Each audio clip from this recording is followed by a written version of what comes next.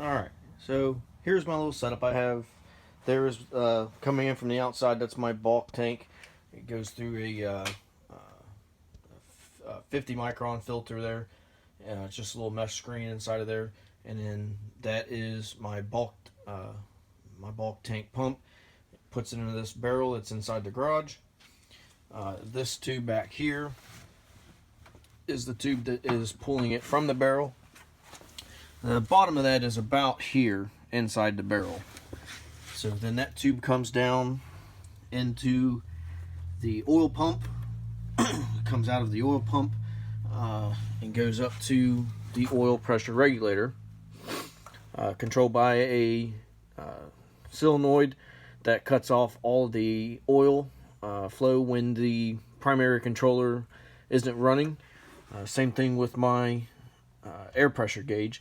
The solenoid here is controlled by the primary. I have two relays on the side that run the orange wire off of the primary. That way I still retain any of the safety features and functions from the primary. So my setup right now is a little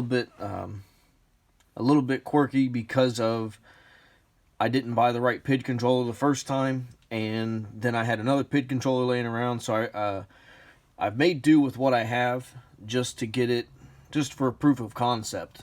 Obviously, there's a couple things I need to revamp and improvise. But this is my thermostat wire coming in from the thermostat wall, and then this plug here comes over to the main gun unit, and then obviously I've got the from the original furnace wiring, I have the 24 volt transformer, which actually is no longer used for this section, and then the relay. But then I've got the fan control with the limit switch and all that stuff from the factory furnace.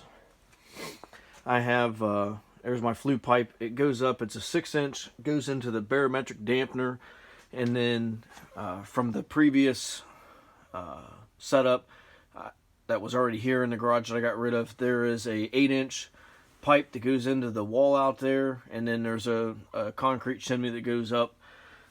So I've noticed when this thing's running, I'm not getting a whole lot of that barometric dampener is not moving in, and I don't really know if I'm not getting a good enough draft or not. Of course, that could be something that's attributing to some of my issues, but I'm not sure.